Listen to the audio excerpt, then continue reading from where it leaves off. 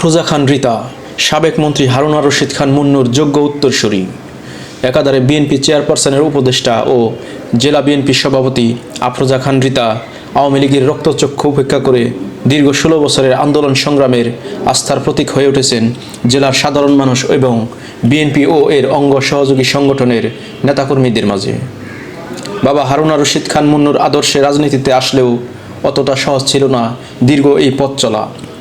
হামলা ও গায়েবী মামলার সম্মুখীন হতে হয়েছে একাধিকবার। আন্দোলন সংগ্রামে কখনোই পেছন ফিরে না তাকিয়ে বরং সাহসিকতার সাথে দলের হাজার হাজার নির্যাতিত নেতাকর্মীদের আগলে রেখেছেন 2 যুগেরও বেশি সময় ধরে। তারা যেভাবে প্রস্তুত থাকবে আমরা সেভাবে প্রস্তুতি নিয়ে তোমাদের আগামীতে আন্দোলনে তোমাদের যোগ দেওয়ার জন্য এবং সাকসেসফুল হয়ে ঘরে ফেরার জন্য আমি নির্দেশনা দিয়েছি। বিগত দিনে বিএনপির ভারপ্রাপ্ত চেয়ারম্যান তারেক রহমানের নির্দেশনা মতো কাজ করায় তৃণমূলের নেতাকর্মীদের কাছেও জনপ্রিয় ও গ্রহণযোগ্য হয়ে উঠতে খুব বেশি সময় নিতে হয়নি তাকে। বাবার মতো জনপ্রিয় ও পরিচ্ছন্ন এই রাজনীতিবিদের দিক নির্দেশনায় আন্দোলন সংগ্রামে জেলার রাজপথ সরগরম রেখেছিলেন নেতাকর্মীরা।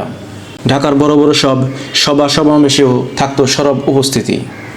তাই কেন্দ্রীয় নেতৃবৃন্দের কাছেও গ্রহণযোগ্যতার ঘাটতি নেই তৃণমূল থেকে বেড়ে ওঠা এই নেত্রীর। 2 বারের জেলা বিএনপির সফল সভাপতি আফরোজা খান রিতার ক্যারিসমেটিক নেতৃত্ব জেলা বিএনপিকে যেমন ঐক্যবদ্ধ করেছে, তেমনি সহযোগী সংগঠন, ছাত্রদল, যুবদল, শ্রমিক দল, স্বেচ্ছাসেবক দল, মহিলা দল সহ সকল সংগঠনকে সুসংগঠিত করে রেখেছেন দীর্ঘদিন। 17 বছর ধরে আমরা কষ্ট করে যাচ্ছি, আমাদের একটা নেতা কর্মীকে আওয়ামী লীগ সরকার সরাতে পারে নাই। আর তাই বৈষম্য বিরোধী আন্দোলনে জেলা বিএনপির সভাপতির নেতৃত্ব যেন প্রাণ ফিরে পায় সাধারণ শিক্ষার্থীরাও। ঐক্যবদ্ধ বিএনপিকে নিয়ে নিজে রাজপথ থেকে নেতৃত্ব দিয়ে আওয়ামী লীগের অস্ত্রধারী ক্যাডার বাহিনীকে হটিয়ে রাজপথ দখল করে নেয় 4 ও 5ই আগস্ট। মানিকগঞ্জের যারা এখানে আছে তাদের কাছে বিনীত অনুরোধ থাকবে, আপনারা আমার সন্তান হয়ে মানিকগঞ্জের প্রত্যেকটা জায়গা বন্ধ করে দেবেন। আন্দোলনে আহতদের বিনামূল্যে চিকিৎসা দিয়ে পাশে থাকে তার পরিচালিত মুন্নু মেডিকেল কলেজ হাসপাতাল। আমার হসপিটালে আমি দেখছি একটার পর একটা ছাত্রছাত্রী আসছে, তাদের কি অবস্থা, করুণ অবস্থা করা হচ্ছে। এই আন্দোলনে নিহত শিবালয়ের রফিকুল ইসলাম ও সাটুরিয়ার আফিকুল ইসলাম সাদের পরিবারগুলোর পাশে দাঁড়িয়ে সহায়তা করে চলেছেন সাধ্যমতো।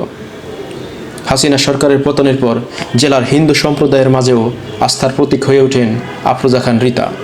তার নির্দেশনায় দলের নেতাকর্মীরা মন্দির পাহারা দিলে জেলা জুড়ে বয়ে আনে শান্তির বার্তা। বালুমহল, টেন্ডারবাজি, চাঁদাবাজদের বিরুদ্ধেও কঠোর বার্তা দিয়ে যাচ্ছেন প্রতিনিয়ত। বিএনপির দেয়া 31 দফা বাস্তবায়নও দিনরাত ছুটে চলেছে জেলার এই কাণ্ডারি। আমরা সবাই জনাব তারেক রহমানের কর্মী হয়ে কাজ করব এবং তার বলিষ্ঠ নেতৃত্ব নিয়ে আবার এই মানিকগঞ্জের ধানের শীষকে ফিরিয়ে আনব।